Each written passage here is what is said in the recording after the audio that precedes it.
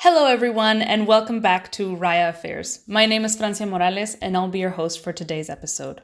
RAIA is a youth-led international think tank that translates the abstract world of international affairs by simplifying rather than generalizing. RAIA is a place where you come to learn about the stories and worries of political leaders, the behind the scenes of decision makers, and how politics impacts and changes your life. This is RAIA Affairs, filling you in wherever you are. As always, I would like to issue a disclaimer to our listeners that expressed opinions in this episode are welcome, even though they may not be a direct reflection of RAIA, as we specialize in unbiased writing. This episode is the fourth in a series of 6 as part of the IExRAIA Summer Research Program of 2024. RAIA has invited 12 IE university students to join our think tank and spend 9 weeks researching a figure from around the world to try to answer a simple question. Are they a climate leader? During their research, students have done a deep dive of the person's background, policies, and the impact of said policies in an effort to bring light to the diverse ways in which every person, no matter the role that they play in society, can contribute to the global climate change policy framework. In today's episode, we will be focusing on Carlos Manuel Rodríguez from Costa Rica. Here with us, we have Francisco Jeldres and Valeria Flores Siles. Would you two like to introduce yourselves? Hello, my name is Francisco Jeldres, as Francia said. I'm originally from Chile, but I grew up in Argentina, and I'm studying law and international relations at IE.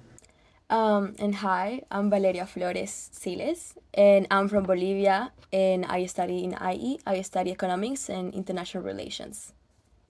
Thank you very much for your introduction. Before we dive into your interview for today, which I'm excited for, given that I've had the pleasure of editing your report for the program, could you tell us which leader, either dead or alive, who has impacted the world, would you like to have a conversation with? Francisco, let's start with you. Oh, this is interesting. I think I would have dinner with Emperor Hirohito from Japan. He was the emperor during World War II. I know it's like niche and random, but I studied him for the IB in high school, and I just found it impressive how after World War II ended, his role basically lost most of its credibility, and he had to do things an emperor would never do. So I just went to ask him about his experience of what happens when you stop being a leader, basically. Okay. Yeah, overall, I think the World War II was the nail on the coffin of the empires of the world. So that would be very interesting. Valeria, what about you? I was thinking about it, and I think Juana Zurduy, she's an Bolivian figure. Not many people talk about her, but she helped in the independence from Spain, Bolivian independence, and she's one of the biggest woman figure in Bolivia. And I have so many questions about her background because we don't have many story aspects from her life, and yeah, a lot of things was lost. So I would love to talk to her and make like an amazing interview and write another paper about her. That sounds really amazing. Just the idea of sharing a cup of coffee from someone who lived through something so life-changing or like world-changing as, well, the fall of another empire. And with that very nice note, we begin your guys' interview. So before we get into all of the nitty-gritty of his policies, could you guys please let us know, who is Carlos Manuel Rodríguez? So Carlos Manuel Rodríguez is many things. I would like to start with using his words, where I have this quote in my head that's from him, and he said, "I define myself as a lawyer by training, a politician by choice, and a conservationist at heart." So going back to his background, he grew up in Costa Rica during the periods of the highest levels of deforestation in the country, where Costa Rica was actually one of the most deforested countries in Latin America. His father was a renowned lawyer, and his mother and grandfather, they were both very passionate about nature and animals. So that's where he says he got like a certain sensitivity towards the environment. And then, of course, going to his grandfather's coffee farm every summer, which was next to a national park. He grew up around this love for nature. Then, moving on to his career, he actually decided to study law and became the first environmental lawyer in Costa Rica, which is very significant because then he used that to get into politics and develop incredible policies. And then he started working for the Minister of Energy and the Environment in Costa Rica. He did so 3 times. first in 1998, then in 2002, and then in 2018. And currently, he is the CEO and chairperson of GEF, which is the Global Environment Facility. Talking about his homeland, what are the main climatic challenges facing Costa Rica today? Thank you, Francia, for asking that, because it's really important to mention and know these challenges, because he based his work and like the policies that he worked on in the main challenges of his country.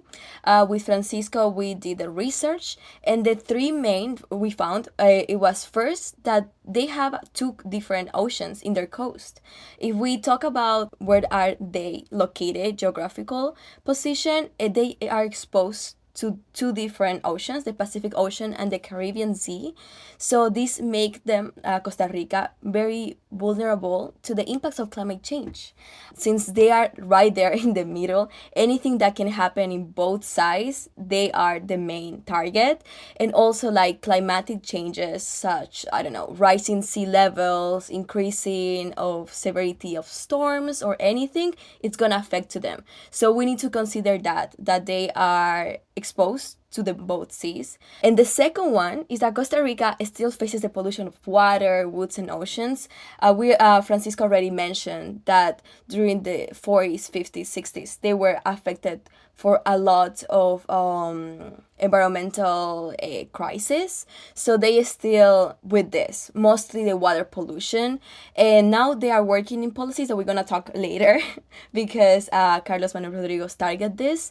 But yeah, so we need to consider that they have water pollution. And the third one, it's deforestation. Francisco already mentioned this one, but we need to talk about this and highlight this because during the 50s and 50s, they have a high deforestation, mostly also during the 70s. And we need to know that they have a lot of biodiversity. Costa Rica has a lot of biodiversity, one of the most biodiverse countries in America. So imagine how deforestation affected that. So deforestation, water pollution, the location where they are. Wow, okay, so how has Carlos Manuel Rodríguez helped Costa Rica address these issues? How has he designed policies to address their vulnerable location? How has he designed policies to stop deforestation? And moreover, how has he helped to fix environment pollution, like water pollution, as you mentioned, or woods pollution, which I had never heard of before? Okay, so Carlos Manuel Rodríguez actually did a lot for the country and a lot for the world. The first and in my opinion, my favorite policy is the Payment for Environmental Services, or PES policy. In Spanish, it's Pago por Servicios Ambientales. So this passed into Costa Rican law in 1997. He played a big role in coming up with this policy and also lobbying in Congress to get it to pass. What it basically does is that the government, through the National Fund of Forest Financiation, or FONAFIFO, they pay owners of forests for their reforestation services. In fact, when you look at the policy, there is a lot that is included in this forest conservation activities. There are very specific guidelines, a report for more details. And what this policy did was the first of its kind, because from the Ministry of the Environment and Energy, quoting from them, it said that they changed the traditional concept of a subsidiary or incentive that previous legislation had on the topic, and it changes to the concept of economic recognition for environmental services. Actually, Carlos Manuel Rodríguez said that this was such a new policy that it was actually hard trying to pass it in Parliament. The second policy is that he created the first ever marine and coastal program within the Ministry of Environment and Energy, which he worked at. This was in 2004 when he was in his second term. This program was also revolutionary because the marine and coastal conservation had been neglected as part of previous conservation laws. And this is important because marine biodiversity had been significantly impacted with all this deforestation and overfishing that happened during the 40s, 50s, 60s, as Valeria explained. And what this policy did is that they tried and then they successfully attempted to give 25% of Costa Rica's exclusive economic zone and dedicate that solely to conservation and restoration, which had never been done before. This is impressive because it was the first time it was done. And then the third policy is, stay with me because the name is quite long, is the United Nations Plan for Reducing Emissions from Deforestation and forest degradation in developing countries. So the acronym is REDD and REEDD plus. And the plus stands for other forest conservation activities that aren't included in forest degradation. So as the name suggests, this program primarily tries to fund activities and programs that try to reverse the effects of climate change and help with the reconstruction and maintenance of biodiversity in Costa Rica. So what they did to get the money to fund this is that they determined a budget of $1 billion between the National System of Conservation Areas, SINAC, which is an agency in Costa Rica, and FONAFIFO, which is the one I previously introduced. This budget will go towards strengthening the programs that I mentioned that help prevent and control the effects of climate change in Costa Rica. Wow, these sound like really large undertakings for such a small country, especially one that, as you mentioned, is quite vulnerable to the effects of climate change. So what have been the main limitations that Carlos Manuel Rodríguez had to face when attempting to implement these policies? Oh, yes, I would love to answer that question. But first of all, I want to do a parenthesis. Francisco mentioned about the Pago por Servicios Ambientales, or Payment for Environmental Services, the PSA. That's also one of my favorite policies, Francisco. And that's why we chose it to write our article, the hot or cold article that we invite to everyone who is listening if they want to have more information about it. So closing parentheses, and now going through your amazing question. What were the limitations? So this is really interesting because we didn't find so many, because we saw that Costa Rica actually was a really collaborative country, or like have a really collaborative government and community to work on. So the only challenge that we can find, as Francisco mentioned, for example, with the PSA, is that because it was something new, it was really hard to pass. And also the government, they have different challenges, because Carlos Manuel Rodríguez mentioned he was on and off from the government, because they changed the government different times. Depending on the government, he was like working as a minister and then like getting out of the government. But when he was not working in the government, he was working with NGOs or research institutions aside from his main projects. So he was still working on it. So maybe we wonder like if these government changes didn't happen or didn't affect it to him, maybe he will be working as a minister for like longer periods, and maybe more things could be happening or something like that. So that's one of the challenges. And we already mentioned the different challenges that Costa Rica have. So they always focus, like, for example, with the water pollution that is really heavy, and that actually Carlos Manuel Rodríguez mentioned that it was such a big problem. There was a problem that we need to resolve in the next decade. Always they want to target those main climate change challenges. So those are the main focus. So maybe it's another challenge because they want to focus in these problems. And then, as I mentioned before, Costa Rica is really collaborative. And actually, Carlos Manuel Rodríguez mentioned this in another interview, that since Costa Rica was like this, for example, in the 40s and the 60s, his grandfather and his father generation, he mentioned that they had a lot of commitment to mobilize resources for education and healthcare. They started actually also to take care of the environment. They had the civil rights reform in the 40s, the creation of the higher education system, social care and health system in the 40s as well, and the abolishment of the army. So we can see how it's like we can use the word pacifist country. They want to take care of their citizens. They don't want war. They want to take care, move education. This country has just an amazing background, and that's where he started, with this background. And that's also something that we can take that inspire him to make more changes. It was possible to make changes before. Why not? We can keep doing these changes. And also they, in their grandfather and father's times, they also have environmental sector, was not an exception. They did a lot of changes. Also, something that we need to mention is that the government and people work together really often, more than other countries. For example, I'm from Bolivia, and it's really hard. We're always protesting. It's one against the other, right? But in Costa Rica, it's another I don't know, it's another. They have always reached a consensus, and Costa Rica has always tried to avoid conflict. They put aside their conflict and their issues, and they agreed to work on these big issues that are affecting the country and always getting to a middle ground. Carlos Manuel Rodríguez mentioned that this was a big factor that helped him to make it so many changes. So even though, yeah, they had challenges, we mentioned some of them, they have challenges. For sure, but nothing is perfect. But they also are really collaborative, and that's something that really helped. So yeah.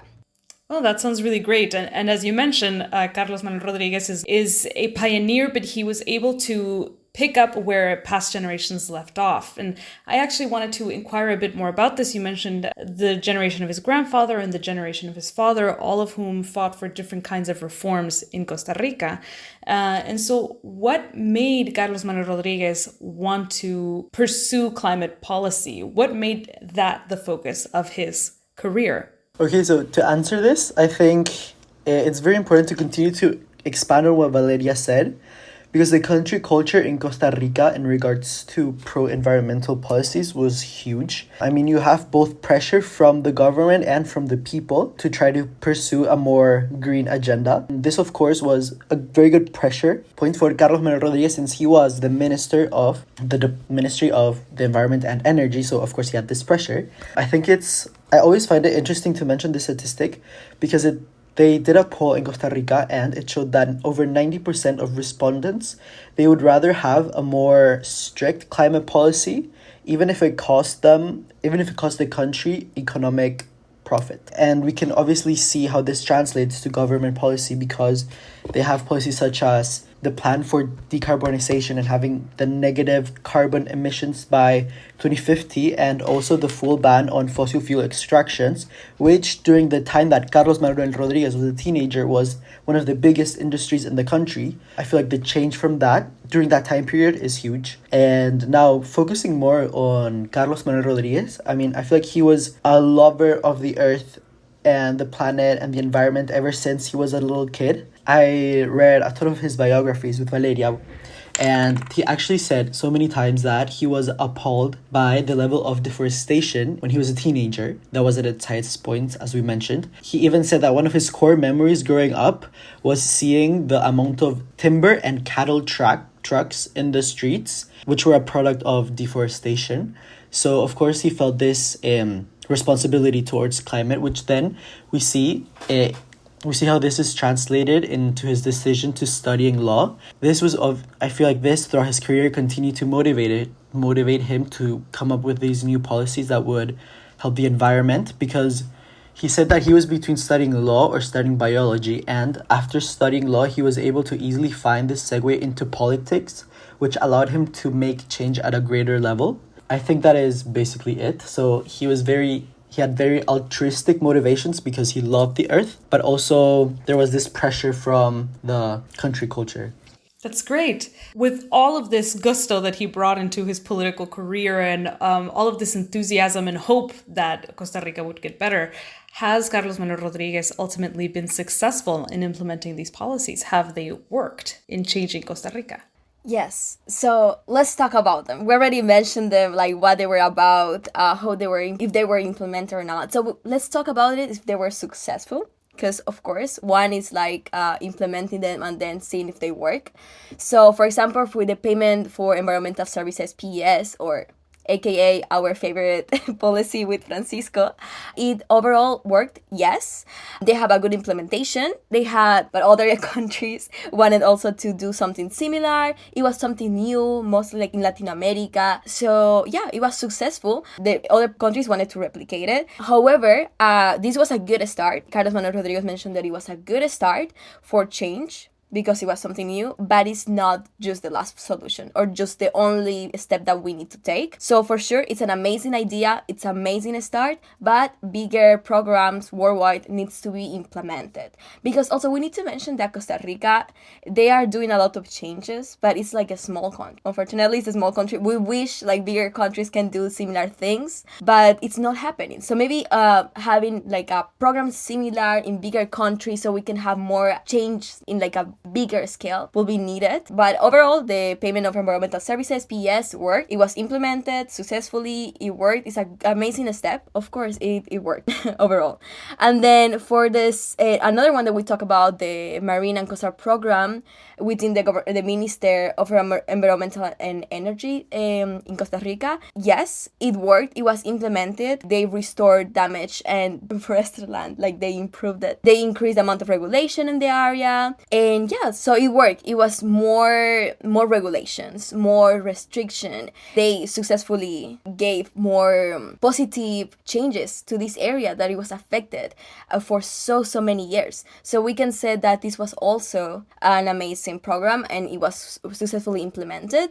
And then for the last one that has the long name, the REDD program, in short, I'm gonna say it. This is controversial because Carlos Manuel Rodríguez mentioned that, yes, it was an amazing idea, good for you, it was amazing, big, it had a really nice scope, right? But it wasn't successfully implemented. He mentioned that the program was a big failure because the people who were in charge of it, they didn't run it, like, they didn't know how to actually target and help the forest. So it was an amazing idea, but it was not targeting what they needed. Good idea, but they don't understand how effectively take care of the forest, in summary. But yeah, but it was an amazing idea, so maybe keep implementing this and keep talking about it. And I think they are making different changes now because it's an amazing program, it's a good idea, so they keep working to change this and make it better. It was not that successful. Great. And I believe you mentioned before, or maybe you hadn't, but as your editor, I also know this from background information that the REDD and the REDD Plus has not been limited to Costa Rica, and it's actually made its way through international organizations, including efforts by the UN, and programs like that one have been attempted to be implemented elsewhere, which in itself can also be seen as a successful diffusion of a good idea, and hopefully it will be well implemented abroad. So next we have a bit of a two-part question, a question that combines both arguments that you answer within your report and then also details that you touch upon in your article, which will be on our website. And that question is, what can our audience learn from the case of Carlos Manuel Rodríguez's climate policies, and why should they matter to our listeners? Okay, so I feel like this is a very interesting question, and you can answer it in two ways. I feel like for individuals, what you can learn from this is that, and this is especially important coming from Latin America, from a relatively small country, that no matter where you come from, if you put in the work, you put in the effort, you can still have a big impact. Because Carlos Manuel Rodríguez, even though he did come from a relatively privileged family in Costa Rica, since his father was a renowned lawyer, he did come from a small country and he had a huge impact, and not only in his country, but in the world. And see where he's now. He's working as the CEO of GEF, which is huge. I think this also says something huge about young democracies, because Costa Rica was a young democracy and they are now pioneering in green policy, and they are one of the leaders of ecotourism in the world. It just proves that countries that are considered developed and third world countries that are many times looked down at on the international stage can still have a global impact and can still be pioneers in the field of the environment or any other field. In regards to climate policies itself, I feel like it also just shows that you don't need a huge budget, you don't need a huge history as a country to create programs that will actually change the economic landscape of the country, which is what the PES program did. You just need a couple of good ideas, and then you need a little bit of funding, convincing people, and a lot of effort. You don't need the biggest budget in the world to make an impact. So I feel like that's crucial. Yeah, I think that's generally good advice. Start with what you have. And it is what Carlos Manuel Rodríguez seems to have done. And luckily, also all of the political factors that he needed on his side were there, and he was able to really drive this impact home. As your final question, which is also the final question of your report and the overall thesis that you have to make, I want to ask you to, in your own words, is Carlos Manuel Rodríguez a climate leader?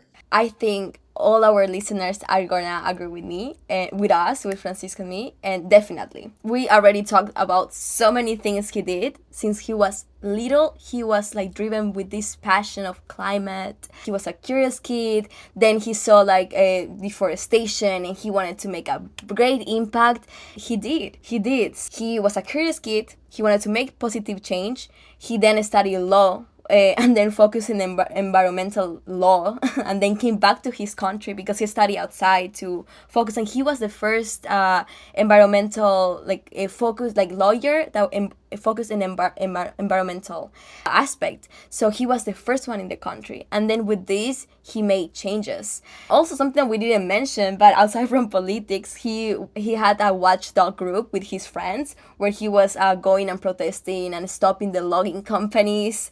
I think is really important to mention this because he didn't wait for getting into politics or to the government to make changes. He was already trying to make it with his own hands and with his friends. And then this drive him to join the government because he wanted to make bigger impact. So from the beginning, we can see that he wanted to focus his career in this. Something that Francisco always mentioned to me because he said this, he told me, Valeria, you had to mention this, is that they have a reunion with his class. They graduated from high school and they had a reunion, and all of them were sharing, his friends, classmates, or former classmates, about how they went through fields that made them money. But Carlos Manuel Rodríguez was one of the few that he was not driven by money. He was driven by making impact. So he knew from the beginning he wanted to change things, have a big social impact, and that's what he did. Many different people recognized him as a leader. He got awards. For example, he received the first annual Conservation Leadership Award from the Blue Moon Fund in 2006, and now we already mentioned he is the leader of the GEF. One month ago, he was elected again to keep leading this big organization that is making so many changes around the world and giving funding to different projects. He already left the government and he's still doing the change. He wants to have this big impact. So from he was little until now, he is making impact. And something I also want to mention that personally it really inspired me because I love also environment, but I'm studying economics and international relations. And with economics, I was like, how can I make a big impact with this? I was like, I think I don't know, I won't be able, or something not direct. But seeing him how he was he's not studying biology or something focused only 100% in environmental aspect, but he's studying law. But he dropped this law make big impact in his country. So it really makes me think about how I can use what I know, what I'm studying to make big impact. That's really incredible, Valeria. Thank you for sharing that with us. And thank you, Francisco, as well, for coming to speak with me today. It has been obviously delightful to speak with the both of you about your research. I've been watching the both of you collect this data, put it in a report, and put it in an article for the past few months now. And it does really fill me with joy to see it come to fruition and to hear you speak today. I am very much looking forward to reading your full report once it's finalized and published on the website, as well as reading your article, which will also be published on our website. And for all of our listeners, you can find this material at raiagroup.org. If you like this episode, please make sure to share with your friends. Once again, this has been the 4th episode in a series of 6 as part of the IExRAIA Summer Research Program of 2024. Also, if you like this episode, make sure to stay tuned for the next episodes, which will be shared on our social media such as Instagram, LinkedIn, and Twitter. As always, thank you for listening, and I'll see you in the next one.